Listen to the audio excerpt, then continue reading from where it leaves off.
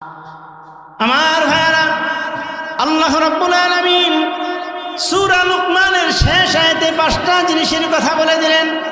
ইন্নাল্লাহা ইনদাহু ইলমুস সাআহ ওয়া ইউনাজ্জিলু আলাইকুম মিনাল গায়থি ওয়া ইয়ালামু মা ফিল আরহাম ওয়া মা তাদরি নাফসুম মাযা তাকসিবু গাদা ওয়া মা তাদরি নাফসুম বিআইয়ি আরদিন তামুত।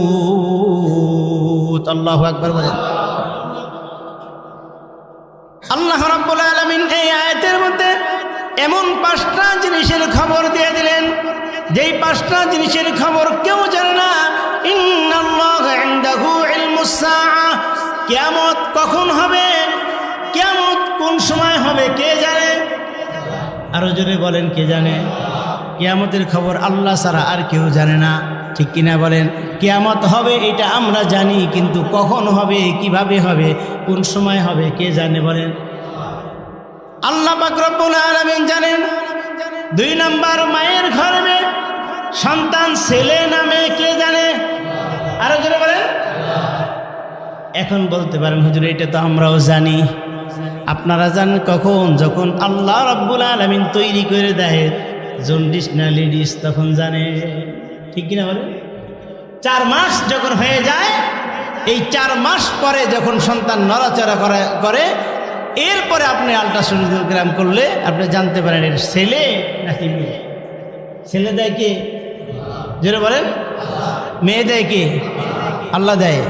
হ্যাঁ, আরে আমাদের দেশে এরকম অনেক কুলাঙ্গার আছে। একাধারে যদি 3টা মেয়ে হয়েছে, 4র্থ নম্বরে যদি মেয়ে হয়, তোরেও তালাক, তোর মায়েরও তালাক, তো 14 গোষ্ঠী তালাক। বলে কি বলে না? বলে কি বলে না? অথচ রাসূল সাল্লাল্লাহু আলাইহি ওয়াসাল্লাম বলেন, যার ঘরে প্রথম মেয়ে হবে, মেয়ে হবে, মেয়ে হবে, রাসূল সাল্লাল্লাহু আলাইহি ওয়াসাল্লাম বলেন তার ঘরে প্রথম পুরস্কার হচ্ছে আল্লাহ পাক রব্বুল আলামিন তার ঘরের মধ্যে বরকতের কন্যা এসে দেন। আর কেউ যদি এই মেয়েদেরকে লালন পালন করে দুনিয়ার মধ্যে সৎ পাত্রস্থ করতে পারে, রাসূল সাল্লাল্লাহু আলাইহি ওয়াসাল্লাম বলেন তার জন্য জান্নাত নির্ধারিত হয়ে গেল। সে আর আমি একই জান্নাতে থাকব। এক সাহাবী বলে, ইয়া রাসূলুল্লাহ, ইয়া হাবিবাল্লাহ, আমার তো একটা কন্যা, অধিক কন্যা নাই। রাসূল বলেন, একটা কন্যার জন্য তোমার জন্য একটা জান্নাত, তবে আরো কন্যার আশা করো। ঠিকই না বলেন? আর আমরা কি করি? মুখটা বেজার করে একবার বাংলার পাশের মতো ভেংসি দিয়ে দিচ্ছি। কারো বলে না যদি আমার মিষ্টি খাওয়াই দেয়? ঠিক নেই, কেউ কারো বলে না, চুপ করে থাকে। আর একটা জিনিস আসলে আমরা বেজার হয়ে যাই।